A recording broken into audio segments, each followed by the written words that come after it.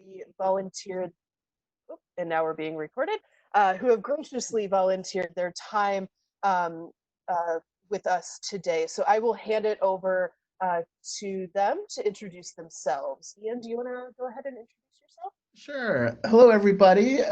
My name is Ian Wagreich, and in addition to being a immigration lawyer focusing on employment-related immigration for the past couple of decades, I'm a University of Wisconsin graduate, and I still try to get to whoopee. I still try to get to Madison periodically um, to do business and to talk to international students and to visit family. My firm, my practice, we have a full service immigration practice that could really handle any immigration related issue. I do predominantly employment related. My partner, Bill Schiller, also does employment related immigration. He focuses a lot on international faculty and staff, um, researchers, but he also does issues involving asylum work, things like that. Bill, did you want to talk a little bit about your background? Sure. I was also an international student, went to the University of London, but also went to another Big Ten school, and I teach at another Big Ten school. And my day job is handling super majority of international faculty, staff, students. But I also teach a class on asylum law and international human rights at Northwestern. And it's a class that focuses heavily on asylum. So what oftentimes in these presentations, asylum isn't something that we discuss. It's a very personal thing. But what I always say at the beginning, if you have any concerns or fears of returning to your home country, is something we should discuss. And I'm happy to discuss, and you have my email contact, and I'm always happy to have people run those concerns by me. So, I mean, in a nutshell, if there's any reason why you're afraid, based on who you are, based on your political views, religion, sexual orientation, gender, anything, just touch base with me. Excellent. Great. Thank you. And today, because of the population that's going to be on the call, we're really going to kind of focus on, well, we'll focus a little bit on current events. It's a very crazy and uncertain time for everyone, but particularly international students. And we'll also focus on sort of, if you're towards the end of your university career, what some of the options, what the process might look like going forward. There's a lot of information out there on each one of these options in each one of these statuses, and we're going to try to really focus in on like what's hot now, what's happening now, and what you should be aware of given current events. I mean, this isn't a game. I was relating it to a video game. We're on level 4 now. There are certain things that we could have done in the past. We could pull the trigger and do premium processing, send people back and do consular processing. This is a lot of the stuff that Ian's going to be touching on because it changes the playbook. So the internet is important, but if you're looking at older stuff, you definitely want to check back on these hot topics and where things are going, especially 30 days from now. Yeah, right. And that jumps us right into the presidential proclamation on immigration. And I provided a link. We put together a little Q&A on the presidential proclamation. I think the most relevant thing for international students is that this particular proclamation doesn't apply to you. It doesn't apply to non-immigrant visa holders who are currently present in the US. Well, that's really good news. What's not such great news is that they're working on another proclamation. And we really don't have any insider information on what's going to be in that one. So it's really unpredictable. I'm pretty sure that as soon as, depending on what's in the new proclamation, there's likely to be litigation filed almost immediately. And how the courts react is the great unknown. Right now in our practice, I was mentioning before, I was talking before we actually started the presentation, what we're seeing a lot of, this doesn't affect you guys so much since you're already in F1 status, but we're seeing a lot of individuals who were in some other status, such as an H-1B. An H-1B, the economy is not doing so well. The company might be going through layoffs. So individuals are and you can't travel to a consulate right now. All the consular offices are closed. So the mechanics of, we're getting calls, how do I change my status to student status? I have a program that's going to start in the fall, and how do I go through that process? And so we've been spending a lot of time on that. And if any of you do have issues with that sort of thing, feel free to reach out. And we can discuss that with you. Now, practical training. While your curricular practical training, most of you know this already, it allows you to work while completing your studies.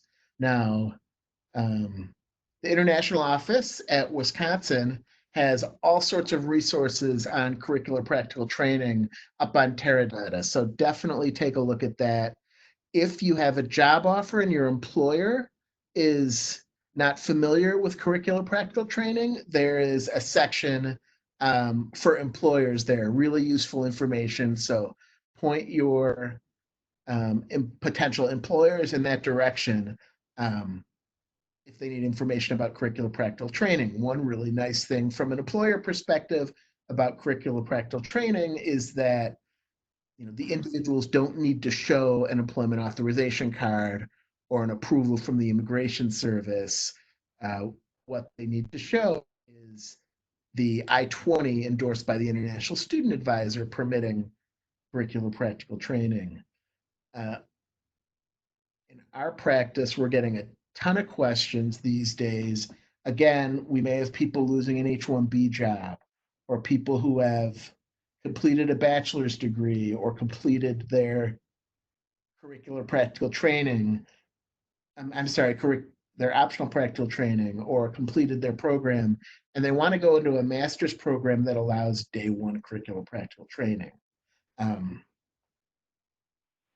note that a lot of the programs that offer day one curricular practical training, you'll see there are a lot of these for-profit schools that are offering it, are under the radar of the Immigration Service, and you're going to have to be incredibly careful and definitely consult with a legal professional with experience in this area before joining a program that allows day one curricular practical training, because when it comes time to change your status in the US, say you're going to change from F1 to an H-1B, the Immigration Service is going to want to see that you've been properly maintaining your status while attending an institution that allows day one curricular practical training.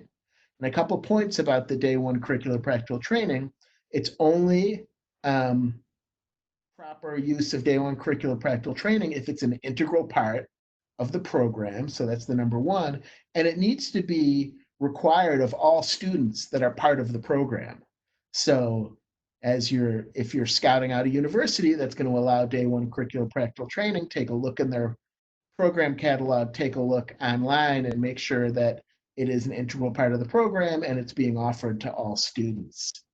I have that remote learning point up there because that's actually a great unknown. I can't give you much guidance in terms of remote learning, but I suspect in the fall semester, there may be plenty of universities that are offering remote learning, and what sorts of things are F1 students going to have to be doing if they're working pursuant to curricular or optional practical training, which we'll talk about in a minute, and doing it remotely.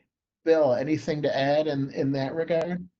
No, I mean, we are getting a lot of people who have potential employers, for lack of a better word, who are saying, come on, just volunteer.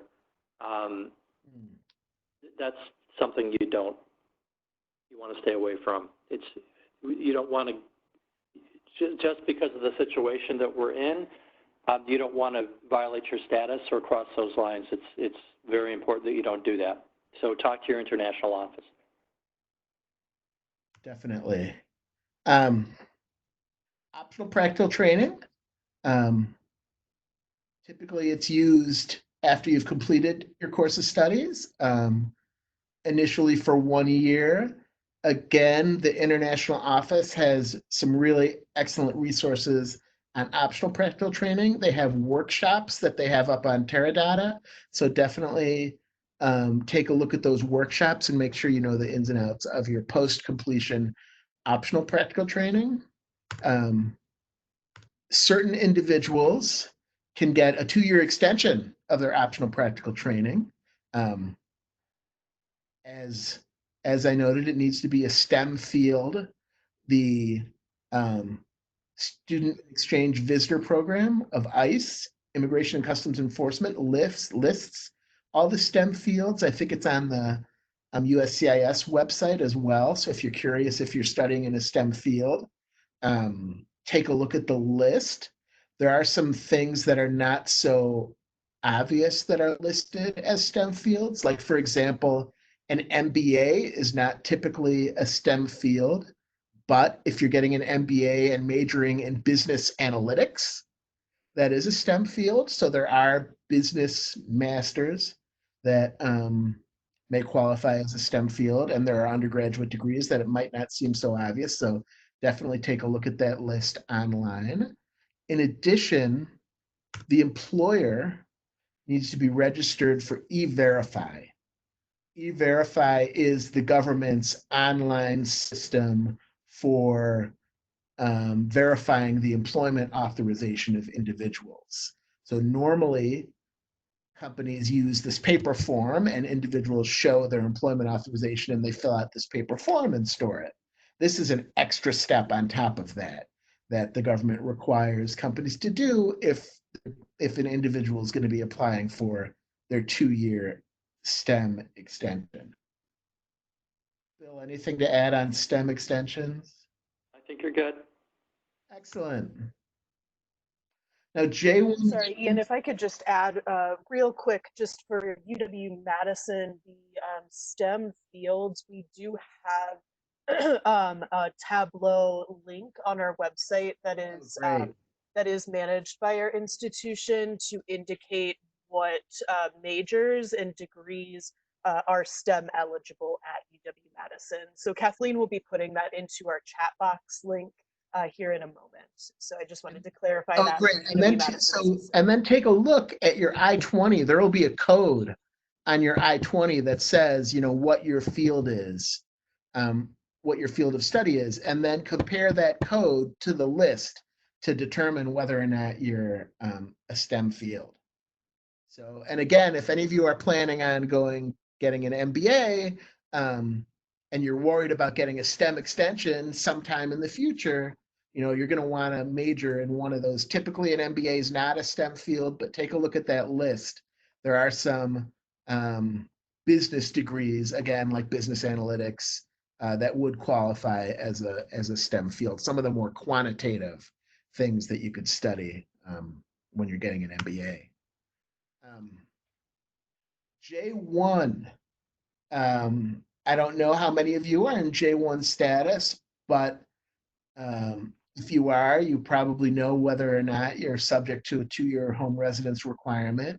It should be on your DS 2019 and on the visa stamp in your passport. It's also worth noticing that sometimes the consular officers get it wrong. So they might say you're subject when you're not subject, or they might say you're not subject when you are. There's a skills list of skills that are in short supply in your home country, and you need to be careful to check that skills list. So again, this is an area where it's a good idea to get some independent legal advice. Samantha, you have anything to add from your perspective on J1s? Sorry, not at one point on the STEM OPT, sorry, that I forgot to mention. just a quick reminder for those on the call, UW-Madison is not an E-Verify employer at this time, and so we cannot employ individuals on the OPT STEM extension. But that does not mean that students who are on a UW-Madison I-20 are not eligible for the STEM extension. There was a question that I just wanted to clarify that came in.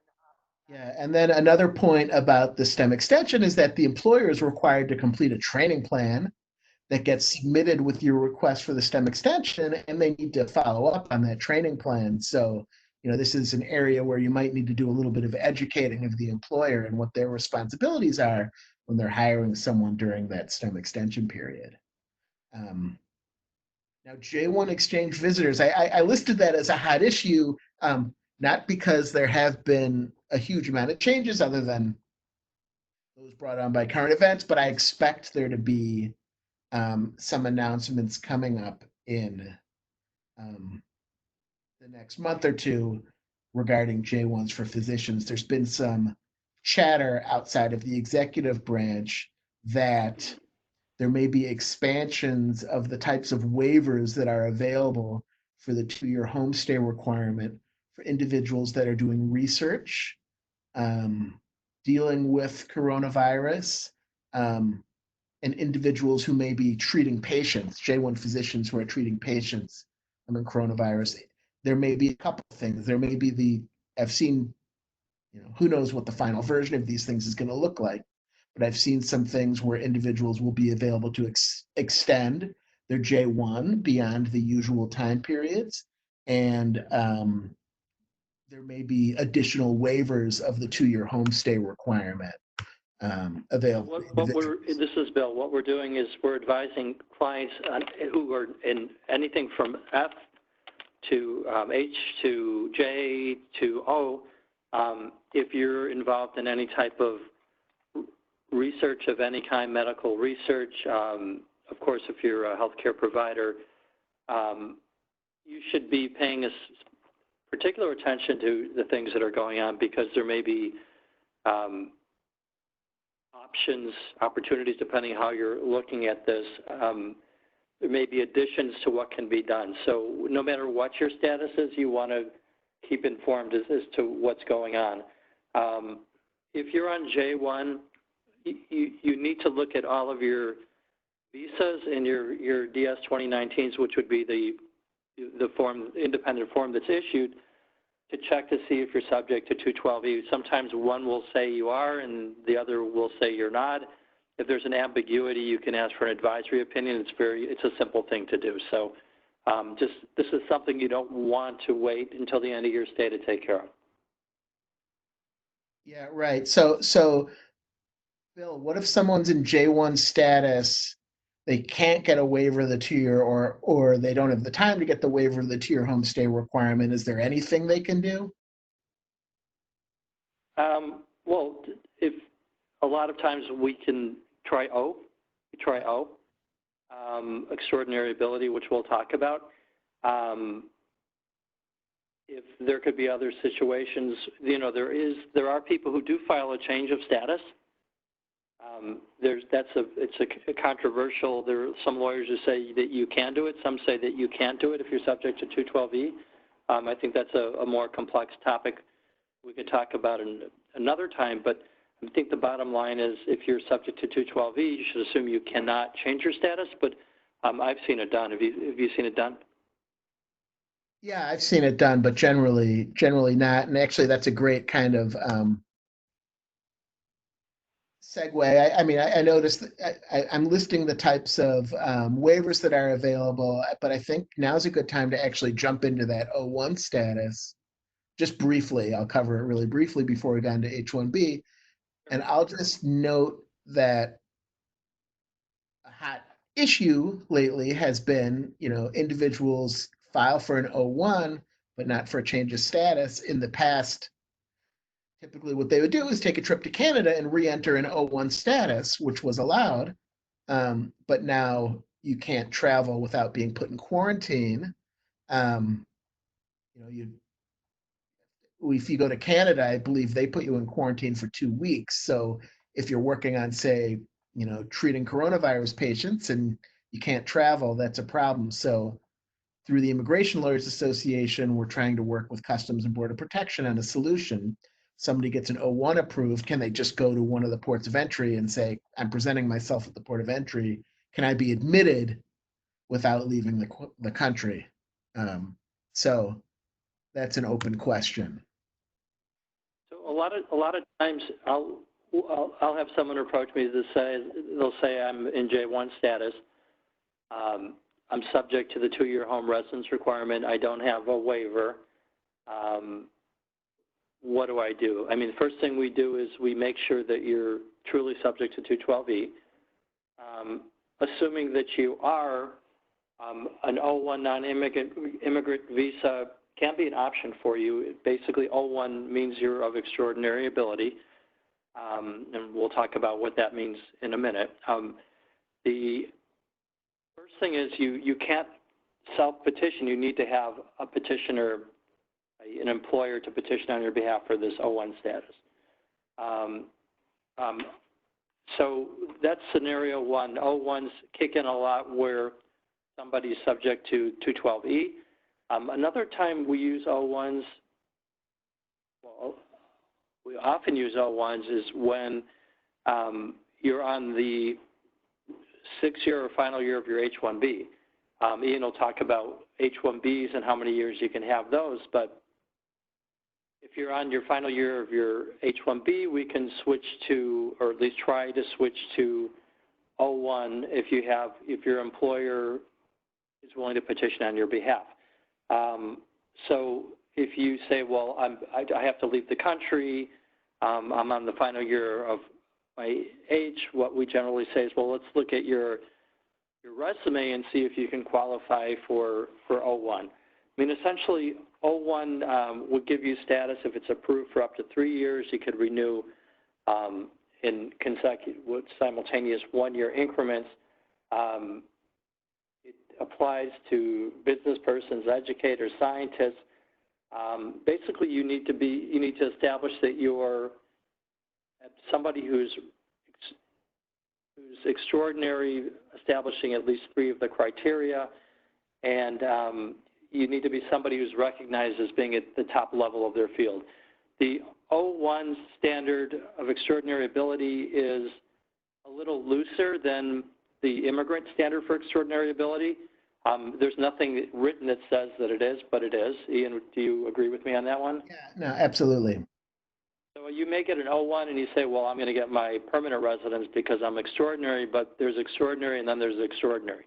So you can't just assume that you're going to get approved for your permanent residence because you're an O1. So what we tell our clients is just keep doing what you do well and publish as much as you can. If people ask you to review, say yes. Present while you can, judge people, review while you can. But I mean, in a nutshell, 3 of the criteria. It's looser if you're in the arts. Then you have to be of a claim. National or international prizes or awards, most of our clients don't have it. Memberships in or outstanding achievements, which require outstanding achievements in the field, is another one. Published material about you could be articles that not just cite you, but discuss your work. High salary, if you have a high salary, congratulations. Publications, participation on the panel individually or as the judge of the work of others. That's where reviewing comes into play. Critical or essential capacity for an organization with a distinguished reputation. So, I mean, those are some of the criteria. It's different than the outstanding researcher or professor, which is another immigrant category. So if you are coming up against your final year of H, or you have 212B, 2-year home residence requirement for the J1, this is something we look at. Definitely. And, as Bill mentioned, the standard isn't quite as high for if you're in one of the creative fields than if, you're in another another field. So we do a lot of, artists and entertainers and things like that as the O1B classification. And we jumped ahead a little bit, but let's jump back to H1B, which is probably the more common situation as an international student that you may find yourself in. I've got the three. Well, the main, one of the main requirements for an H-1B is it needs to be the job offer. Well, it needs to be an employer for one. The job offer needs to be in a specialty occupation. And what's that mean? A specialty occupation is the type of job that typically requires at least a bachelor's degree in a specific field. So, for example, what do I mean by that? Well, a lot of insurance occupations, say an insurance broker, might require a bachelor's degree, but it doesn't require a bachelor's degree in a specific field. Whereas an accounting position, could require a degree in accounting and then maybe some other sort of certification depending on what state you're in. So they're looking for that bachelor's degree in a specific field. A data scientist position may require a degree in data science or statistics or something like that. So it could be more than one field, but they're looking for something more than just, a general bachelor's degree. So that's the first requirement for an H-1B. Next is the individual needs to have a degree that's required by the field. That makes sense. And then another big requirement of the H-1B is that the company needs to agree to pay at least the prevailing wage for the position. Now, if you're curious about the prevailing wages, you can actually look them up online. So there's a website, flcdatacenter.com. So that stands for Foreign Labor Certification Datacenter.com. And that's the databases that are used by the Department of Labor when determining their prevailing wages. So you can take a look and see what the prevailing wage is. If you have a job offer for a particular position in a particular geographic location, take a look at that. H-1Bs generally, although not always, generally get 3 years initially. Are permitted to get 3-year extensions, so up to 6 years in H-1B status, which is where Bill started talking about when people come to us, they might sometimes be in the end of their 6 years and we might need to change them to some other status like an O. If the green card, if the permanent residence process has been started in the first 5 years of that 6 years, you may be allowed to extend the H-1B beyond that 6 years. H-1B cap relief. What am I talking about there? Well, usually the H-1Bs, there's a limit in the number of H-1Bs that are issued each year, and the Immigration Service has a lottery to determine who gets selected. And this is one of these areas that Bill mentioned where, don't look at old information on the internet. This year, right now, there's a brand new way that they're running this H-1B lottery. But I'll note that, say, your optional practical training for most of you, if you're a typical May or June graduate, your optional practical training would start around June, and then it may end the following June. H-1Bs typically start on the first day of the next fiscal year, October 1st. So your optional practical training may end in June. Your H-1B doesn't start until October 1st. So that's what this H-1B cap relief is. If you're selected in the lottery and you have one of these employment authorization cards that ends in June, but your H-1B wouldn't start till October, you're allowed to keep working during that gap, the H-1B cap gap, from June till that October, while the H-1B petition is pending with the Immigration Service. Now, the hot issue, cap pre-registration, in the past, we used to always tell people, okay, this H-1B petition has to be filed in the first 5 days of April, or it's not going to be put into the lottery. And we would have to put together a full H-1B packet with all of the background documentation and all the documentation about the company, and with filing fee checks. And these filing fees can be a couple $1,000s for an H-1B. We'd send them into the Immigration Service. They would run this lottery, determine which of the 200, so they typically got like 200,000 applications for 85,000 slots. And then they'd return all of the applications that didn't get selected in the lottery. Didn't make a lot of sense. The USCIS ended up spending huge amounts of postage to return the packets that weren't selected in the lottery. So now, instead of that April 1st filing date, they've set up this pre-registration.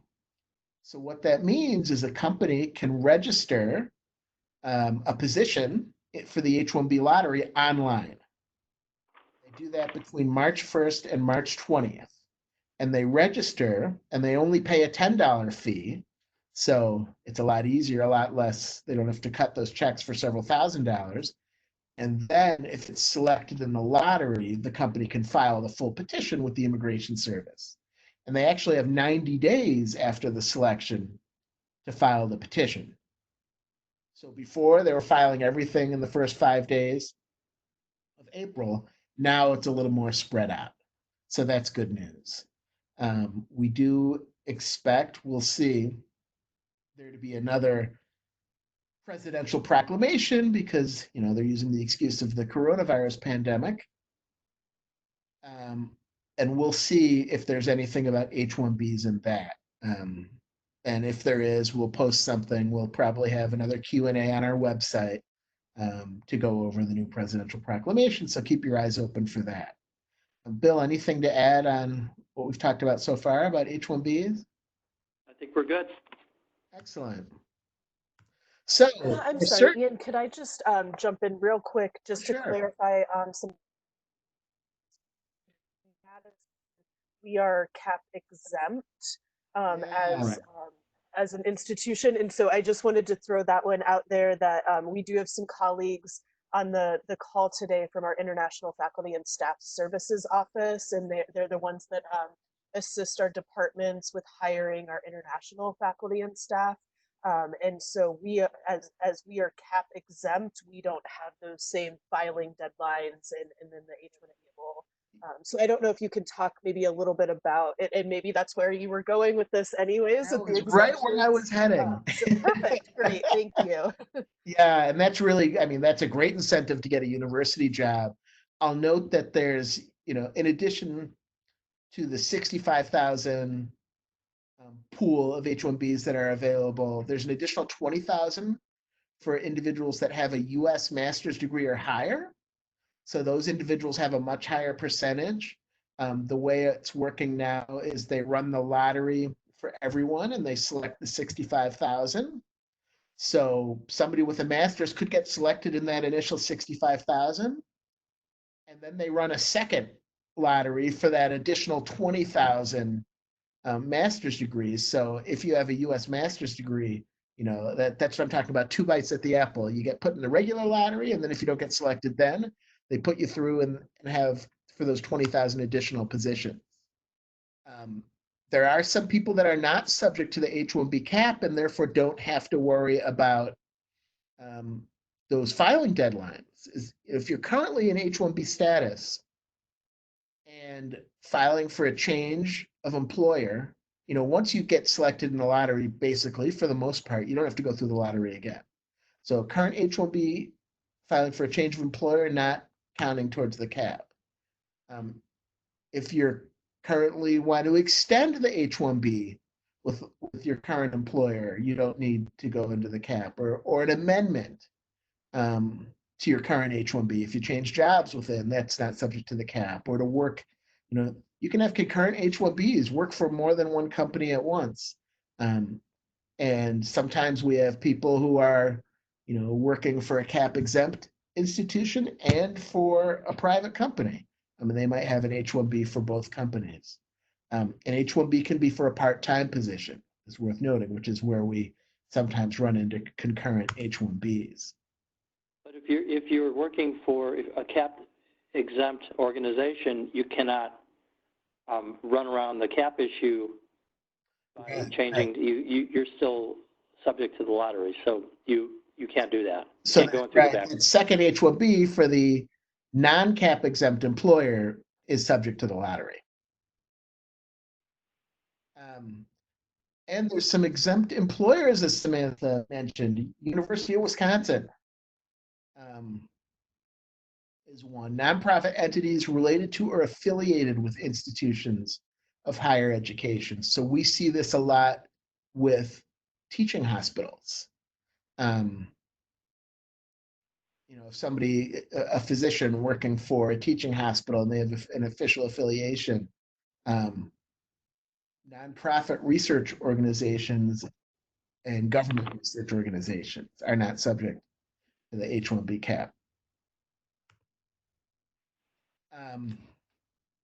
If you're going to travel while on student status, definitely speak to the international office first. You need to get your I-20 endorsed for travel, for one thing. For the most part, we haven't had issues with students traveling on their EAD, provided they have a letter from their employer and a valid visa stamp. If you don't have a letter from the employer, I don't recommend traveling. Samantha, you guys been seeing any funny travel issues for students lately? I mean, obviously you can't travel at the moment, but the biggest travel issues I think we've encountered as of late have been canceled flights or no available flights to travel. But on the point of the letter from the employer, can you what that letter should state? Because this is a very common question we get from our students who are traveling while they're on OPT or the OPT STEM extension. yeah, right. I typically have the letter, I don't go into too much detail, but briefly talk about how the study is related, how the work is related to the course of study is really helpful. Bill, you have anything to add with the letters here? No, I mean, we do have templates, so something that you definitely want to have someone look over before you travel. Right. Excellent. And again, consulates are closed, so keep your eyes open for an announcement on the reopening of the consulates. We're doing a lot of, we have a lot of change of status applications in the pipeline that we'll be doing for people changing to F1 status. And if the consulates reopen, we may change our strategy. So Ian, I mean, let's focus on the issues we're seeing just for a moment. The issues we're seeing now, 2-3 calls a day. My status is expiring. I can't get a flight home. What am I going to do? I don't want to violate my status. I mean, this is a big problem, and there's a lot of stress out there. And we're doing a lot of changes of status to visitor status for people in all sorts of statuses who can't travel. So that involves filing an I-539, and depending on what status someone is in, the strategization for how that application gets filed is different. So the main thing is if you're changing from if you finished up your program, you're changing from F1 to B, you're going to want to ask for a day within 6 months, correct? Right. You're going to want to give an explanation. You want to show that you're in status. If you have proof that you can travel back, that's a good thing in terms of return flight, which isn't always possible. You're going to want to show abilities to support yourself. What you want to avoid is not filing that application. So in terms of the big question I get is, well, how long are these applications taking to resolve?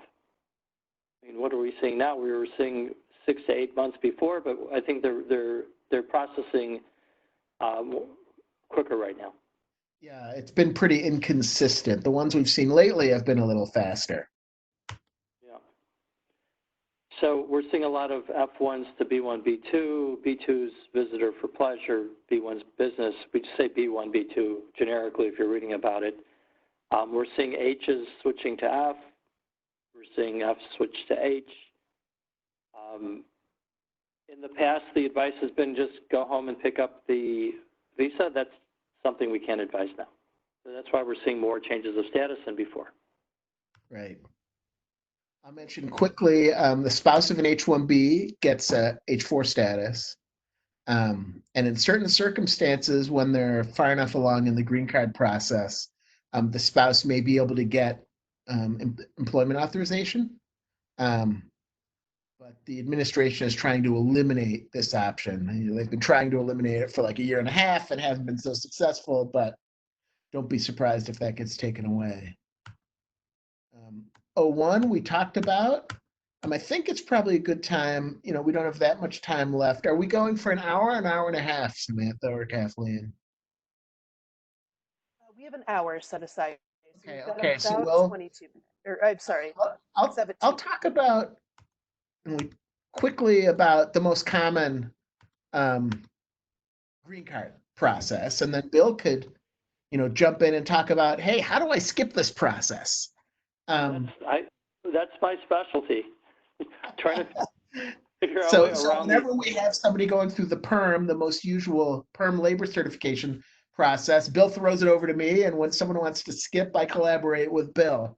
So I was always that creative kid. So most common for process is for professional positions, which those that typically require a bachelor's or higher degree. It's listed in appendix to the regulations issued by the Department of Labor, but it's not limited to those positions listed by the Department of Labor. And the process, it's 3 steps: filing labor certification, filing an immigrant petition with USCIS, and then if there's a visa available, can file for adjustment of status with the Immigration Service or request the immigrant visa at an overseas consulate. Well, consulates are closed, so right now it's adjustment of status. You can check visa availability online at the Department of State's Visa Bulletin. So you search for the Department of State Visa Bulletin, and I'll actually send the most current visa bulletin to Kathleen and Samantha, and I'll also send an article that Bill and I wrote about some of these things to them, and they could share it through their web resources. So there has to be a visa available before you can go to that 3rd step. And there's huge waiting periods for most classifications for individuals from India or People's Republic of China. So that's worth noting. Common question we get is, when should I start? I'm from India, I'm from China, the visa numbers aren't available, should I wait? Well, there's an advantage to getting your application approved even if the visas aren't approved, because you can extend your H-1B for years beyond the 6 years, and you also get your place in line through a priority date, which is, I guess, probably what you're going to talk about next. Yeah, and you could change employers if that I-140 is approved and keep that priority date. Labor certification, it's a test of the U.S. job market for individuals with the skills required for the job. And so they actually run a little recruitment campaign, and if they get any qualified U.S. workers, they may not be able to move forward with the PERM. Now, it's worth noting that some employers recruit for, they might have a need for 15 individuals, say, if they're a big employer. They run this recruitment campaign and they find 5 of them. So that means they could move forward with the PERMs for those 10 other individuals. So finding qualified U.S. workers does not necessarily stop the PERM. That's something they'll be strategizing with their immigration lawyers, how they want to do this in a way, if they have a big need where they can still move forward, even if they get some qualified U.S. workers applying for the job. After that test is done, They file the immigrant petition with USCIS. Right now, there's no premium processing available for anything with USCIS, not H-1Bs, not I-140s. So this could take 6 to 8 months. If there's a visa available, you could file the second and third steps concurrently. If not, you have to wait until there's a visa available. And again, this could be for a job that requires a bachelor's degree and you're from India. This could be a wait of decades. Hopefully, there will be some legislation that'll change that sometime in the near future. But right now, that's the situation. I kind of jumped through labor certification because I want to get to some of the bill stuff that's really interesting. I'll quickly note if you're working for a university, there's a special labor certification process for universities. It's not as strict in terms of the recruitment. It's more flexible in terms of who they can hire through special handling. And it's much quicker.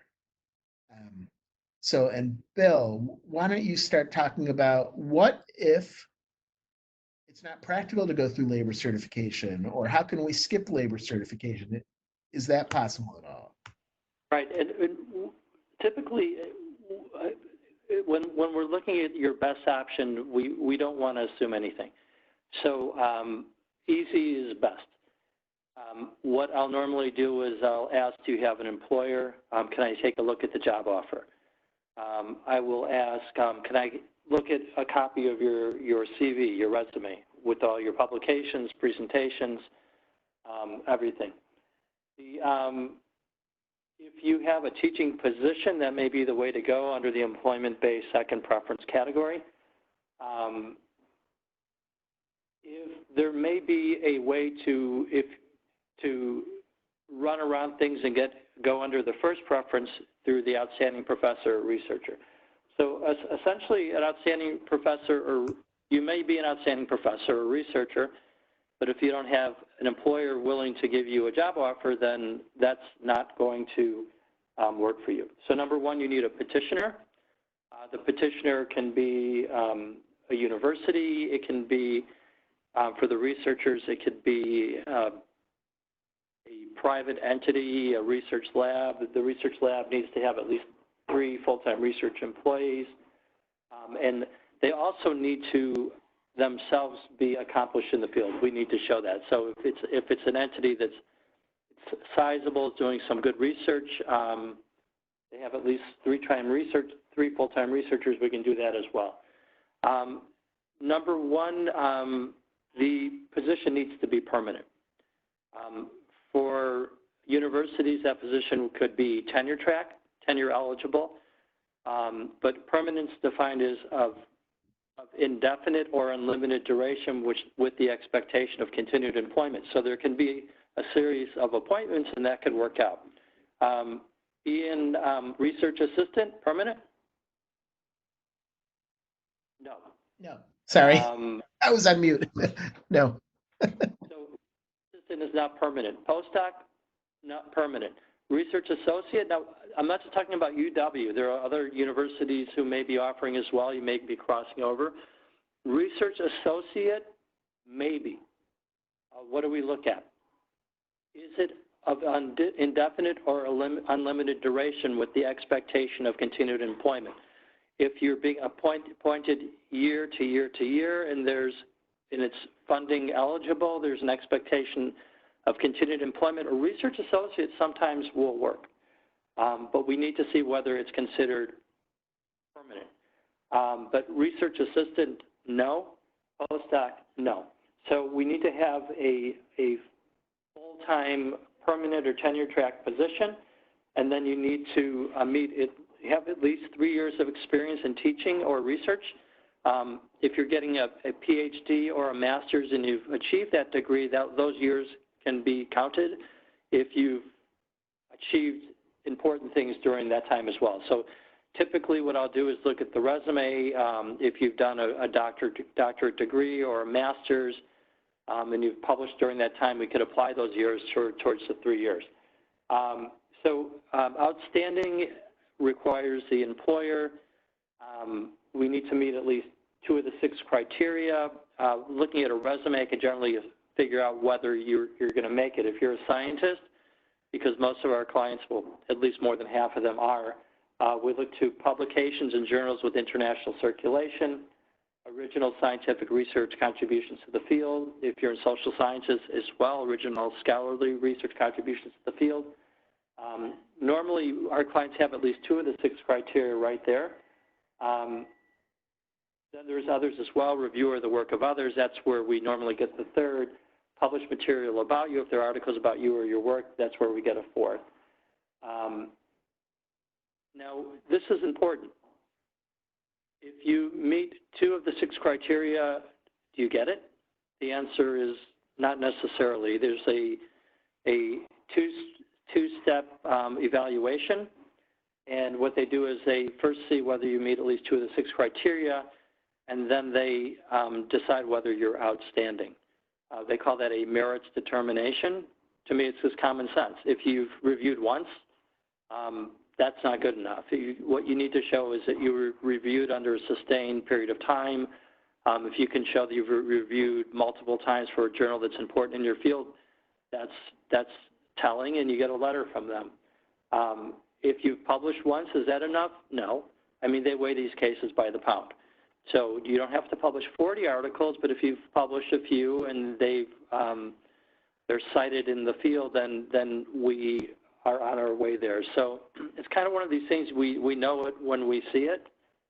And best thing to do is keep everything organized, keep everything in your CV, save all of your publications, your presentations, print out Google Scholar. And if I'm looking at these, and Ian, you're the same way, the first thing I'm going to do is say, let me see your CV. Let me see your Google Scholars report. How many times have you reviewed in your field if you have, and then we have a conversation. It's something that we can normally determine whether you're in the ballpark within a few minutes. So that's the EB1B, requires an employer, and there is no premium processing currently. Yeah, we'll see if they ever bring back premium processing. How about any, and I'm having trouble advancing the presentation, but there we go. Okay. And So again, skip labor certification and can go straight to the I-140 and adjustment if there's visas available. How about extraordinary ability? Yeah, so client comes in and says, my employer, I want to apply for extraordinary ability. My employer, here's the scenario. My employer likes me a lot, but it's their policy not to petition for people. Do I have problems? Well, let me look at your CV. There are certain I-140s, immigrant petitions, that you can self-petition. One is it's an individual of extraordinary ability, which is similar to outstanding researcher or professor, but it could be extraordinary ability in your field. It could be a self-petition. And you need to meet at least 3 of the 10 criteria. It's very similar to the O1, but the definition is whether you're one of that small percentage who has risen to the very top of the field. Immigration looks at these really closely. They're really tough on them. And what we need to do through letters of attestation, record of your publications, articles that are written about you, written about your work, same type of thing, reviewership. If you're somebody who's really achieved in your field, you can go for extraordinary ability as a self-petitioner. You need to also show that you're continuing to work in your field. There's no job offer required, but you need to make at least 3 of the 10 criteria. What I suggest you do, since we're running out of time, is there's an article that Ian and I wrote for the American Immigration Lawyers Association, which has a great chart on it. I do say so myself, right? And it defines extraordinary. So if you're at a conference and you're at the table and everyone runs up to you at the end of the conference to ask you a question, you're extraordinary. If you're one of the other 2 and nobody wants to talk to you, you're not. That's kind of a joke, but if you have some type of recognition in your field, that's a good way to go. Now, national interest waivers you could also do as a self-petition, and we're doing a lot of these. It's in the second preference.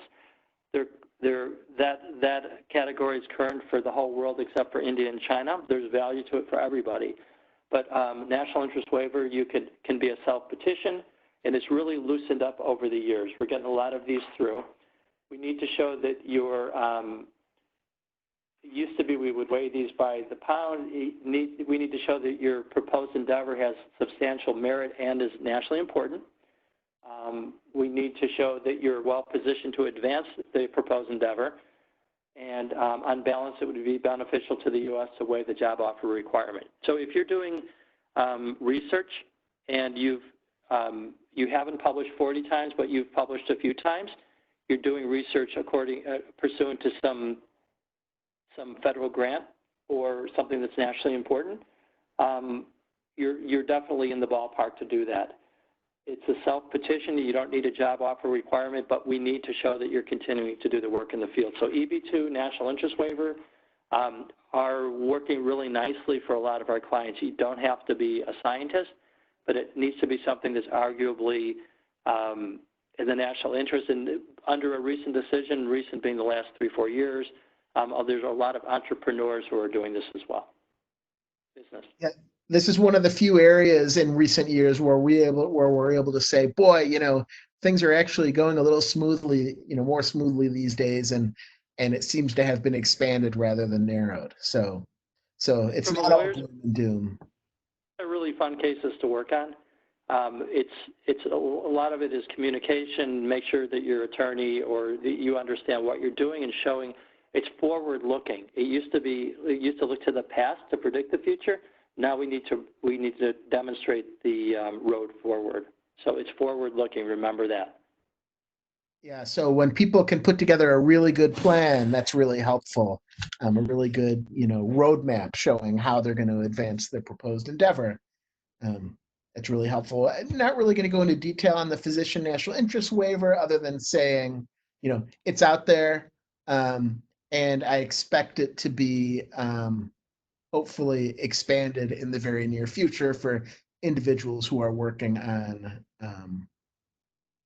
coronavirus cases. So we'll see. We'll see. That could be a big announcement from the administration. And with that, we've reached our hour. Is that on point? Thanks for sitting through it. Feel free to reach out to either one of us if you have any individual questions. We're doing a lot of virtual consultations these days. We'd be happy to talk through your situation. When things get normal again, I make periodic trips to Madison to meet people in person, because I just have some other business in Madison. So I make it a point. If a UW student needs a consultation, I give free consultations only to UW students because it's my alma mater. And Samantha and Kathleen, do you have anything in closing? I do not. I just want to thank everyone, and especially a huge thank you to Ian and Bill for spending your time with us today to review this really important information, especially at a time when there certainly is anxiety about the future of our immigration landscape in this country. So definitely greatly appreciate that, and the ability for our attendees to follow up with you, you know, with additional questions. And if you were getting any specific questions, feel free to send them to us, and we could come up with responses that you could post. That's perfect. Great. Kathleen and I will certainly work on that. We did get some questions in from some of our attendees and some of our staff members as well. So this was excellent. We'd be happy to put something together. Perfect. Well, thank you so much again for joining us. Again, this was recorded, so